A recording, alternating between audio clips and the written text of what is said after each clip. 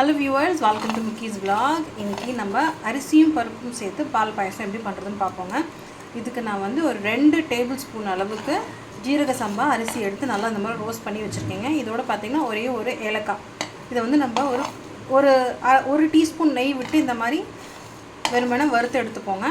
இப்போ ஆற விட்டுட்டு குறப்பாக நம்ம மிக்சியில் பல்ஸ் பண்ணி கொண்டு வந்துடலாம். இப்போ பார்த்திங்கன்னா இந்த மாதிரி கோல்ஸாக அரைச்சி கொண்டு வந்துருக்கோங்க. 2 பல்ஸ் தான் கொடுத்தேன். நெக்ஸ்ட்டாக பார்த்திங்கன்னா 2 ஸ்பூன் அளவுக்கு பைத்தம் பருப்பு எடுத்து அதே தவாவில் ரோஸ்ட் பண்ணிகிட்ருக்கேங்க. 1/4 டீஸ்பூன் நெய் விட்டுக்கோங்க. இதுக்கும் நல்லா இந்த மாதிரி வறுத்து எடுத்துக்கோங்க பருப்பு. இப்போ நம்ம நெக்ஸ்ட்டாக என்ன பண்ண போகிறோன்னா 1 கிளாஸ் தண்ணி வச்சுருக்கேங்க, சூடு பண்ணுறேன். இப்போ நம்ம வறுத்து வச்ச பருப்பும் அரிசியும் இதில் போட்டு நல்லா பாயில் பண்ண போகிறோம். நெக்ஸ்ட்டாக ஒரு 100 கிராம்ஸ் வெல்லம் எடுத்து கொஞ்சமாக தண்ணி விட்டு பாகு எடுத்துக்கலாங்க. அரிசியும் பருப்பும் சேர்ந்து நல்லா ஒரு 80% குக் ஆகிடுச்சுங்க.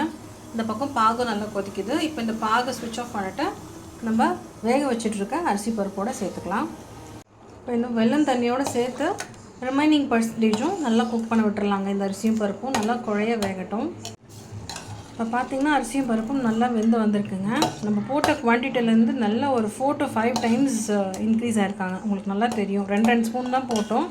இப்போ பார்த்திங்கன்னா நல்லா இந்த அளவுக்கு நம்மளுக்கு நிரம்பி வந்திருக்கு. நெக்ஸ்ட்டாக நம்ம வந்து 2 டம்ளர் திக்கான பால் வடிகட்டி இதில் மிக்ஸ் பண்ணிக்கலாங்க. 2 டம்ளர் பால் மிக்ஸ் பண்ணியிருக்கேங்க. இதோடு சேர்த்து இன்னும் கூட நல்லா குக் பண்ணி விடுங்க. ஒன்று நல்லா பிளெண்ட் ஆகணும்.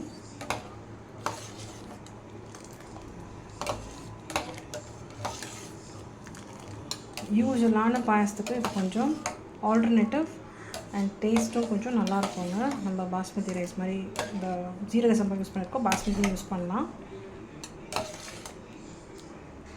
நேரம் கழிச்சு பார்ப்போம். நம்ம கொஞ்சமாக நெய்யில் முந்திரி பருப்பை வறுத்து வச்சுக்கோங்க. நெக்ஸ்ட்டாக தட்டி வச்ச 4 ஏலக்காய் போட்டுப்போம். குங்குமப்பூவும் ஆட் பண்ணிக்கலாங்க. குங்குமப்பூ உங்களுக்கு தேவையான அளவுக்கு ஆட் பண்ணிக்கோங்க.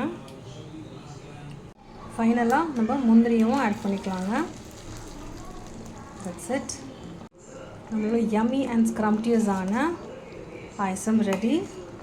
வீட்டில் ட்ரை பண்ணி பார்த்துட்டு எப்படி இருக்குன்னு கமெண்ட் பண்ணுங்கள். Thanks for watching the video. Enjoy the recipe. Take care. Bye now.